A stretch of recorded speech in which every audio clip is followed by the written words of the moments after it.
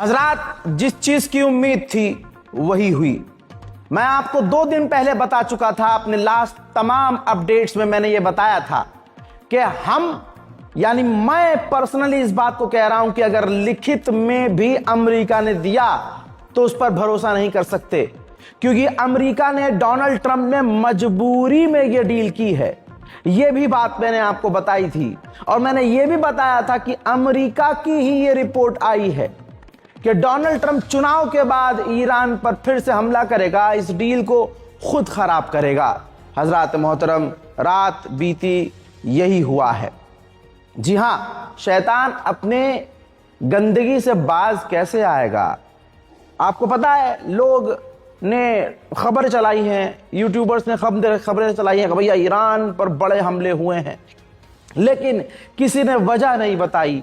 Iran की गलती निकालने में और बताने में व्यस्त हैं। सच्चाई यह है कि ईरान ने अब पहले ही कह दिया है कि स्ट्रेट ऑफ हॉर्मुज हमारे कंट्रोल में है, यानी सेफ पैसेज देने के लिए ईरान खड़ा है।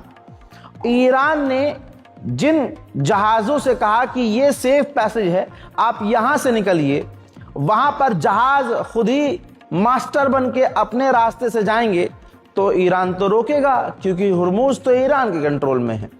यही हुआ। तो हुर्मुज के इलाके से एक जहाज सिंगापुर का निकलने की कोशिश कर रहा था। ईरान ने उस पर अटैक किया। जी हां, पहले ईरान ने अटैक किया, क्लियर कर लीजिए आप। उस जहाज को ईरान ने निशाना बनाया, जिसके बाद अमेरिका ने स्ट्रेट ऑफ हॉर्मुज में ईरान का जो वेयर हाउस है उस पर हमला कर दिया। गुलाबी सुअर ने खुद ये पोस्ट करके बताया था कि ईरान ने 4 ड्रोन लॉन्च किए थे, 3 मिस हो गए, यानी 3 उन्होंने रोक दिया और 1 हिट हो गया। और डोनाल्ड ट्रंप ने तभी कह दिया था कि हम जवाबी कार्रवाई करेंगे। उधर मेरे दोस्तों, फिर ईरान कैसे रुके? और ईरान को कोई रोक सकता है क्या, या आज तक कोई रोक पाया है क्या? अमेरिका की गलतफहमी थी कि हम फिर से कुछ कर देंगे और अपने आप को जीता हुआ दिखा देंगे, लेकिन ऐसा हुआ नहीं। जब अमेरिका ने रिटेलिएशन के नाम पर ईरान की पोजीशन पर हमला किया हुर्मुज में, तो ईरान ने अरबों में अमेरिका के जो ठिकाने हैं उन पर हमले किए हैं। मेरे पास कई जगह से ये तारीख में खबर आई है, आज की ही तारीख में, कि रज़ा भाई हम यहाँ कुवैत में हैं, यहाँ पर धमाके की आवाज़ आई है। एक ने बहरीन में बताया कि भैया सायरन बजा है, लेकिन ईरान ने नाम किसी का नहीं लिया है।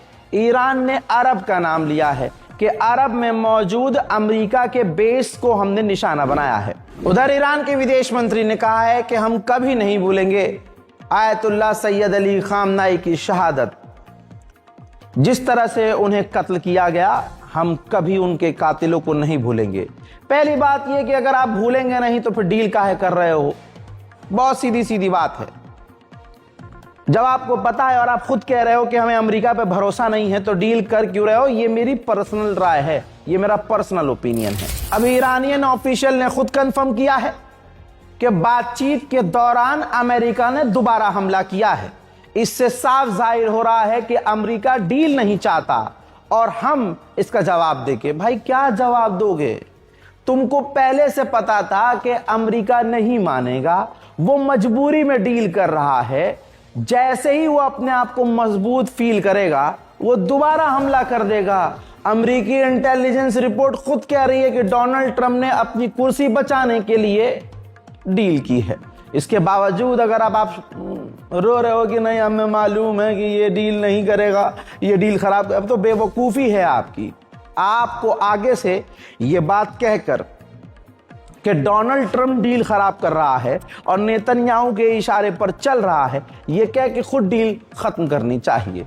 अब आप खुद कह रहे हैं कि जी हम बात कर रहे हैं और बात के दौरान बातचीत के दौरान ही खामनाई को शहीद किया गया था, यह भी नहीं भूलना चाहिए। ईरानियन ऑफिशियल ने फिर से कंफर्म किया है कि स्ट्रेट ऑफ हॉर्मुज हमारे कंट्रोल में है, लिहाजा हम एनवायरमेंटल कंट्रोल फीस जरूर लेंगे। यानी मैंने कहा था कि टोल ऐसे नहीं तो ऐसे लेगा, लेकिन ईरान जरूर लेगा।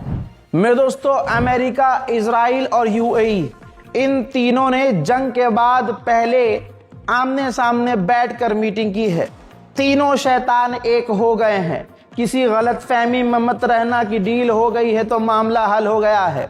जब तीन शैतान मिलेंगे तो क्या कांड होगा आप सोच नहीं सकते।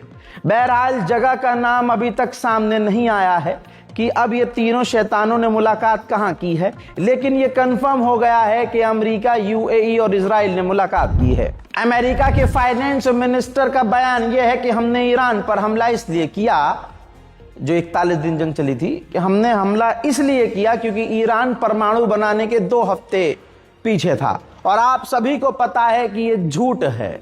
40 साल से खुद नेतन्याहू ये झूठ बोलता आया है कि परसों ईरान हमला कर सकता है क्योंकि कल वो परमाणु बना लेगा। 1 हफ्ते में बना लेगा, 2 हफ्ते में बना लेगा, 3 हफ्ते में बना लेगा।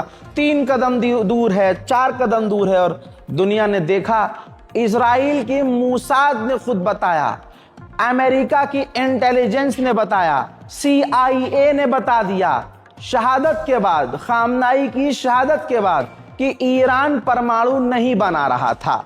आज बस डोनाल्ड ट्रंप की गलतियों को छुपाने के लिए लगातार हर नेता आगे किया जा रहा है अमेरिका का कि बस झूठ बोले। जो काम कोई न कर सका, खुद जिंदगी भर दलाली करते रहे और अपने मुल्क का सामान भगवान के घर चोरी करवा कर जो दलाली करके दलालपंती करते रहे, वो 2 देशों के बीच जंग खत्म करवाने को दलाली कहने लगे, जबकि अपने गरीबान में वो झांक कर कभी देख न पाए। अब सुनिए, 12 ईरानी सेलर्स को अमेरिका ने किडनैप कर लिया था। जो काम कोई न कर सका, वो काम पाकिस्तान ने किया। पाकिस्तान ने उन ईरानी सेलर्स को छुड़वाया अमेरिका से और वापस अपने यहां ले गया। यानी वो ईरानियन जो अमेरिका से आजाद हुए हैं वो पाकिस्तान जाएंगे, फिर पाकिस्तान से वो ईरान जाएंगे। उधर IAEA ने ऐलान किया है कि हम ईरान के अंदर इंस्पेक्ट करेंगे, जो उसके परमाणु इलाके हैं, यूरेनियम्स हैं, हम उनकी चेकिंग करेंगे। इसके अलावा कोई दूसरा ऑप्शन नहीं है। हजरात मोहतरम, फिलहाल के अपडेट में इतना ही। इस रिपोर्ट को शेयर कीजिएगा, अपनी दुआओं में हमें याद रखिएगा। फिलहाल के इस रिपोर्ट में इतना ही। जय हिंद।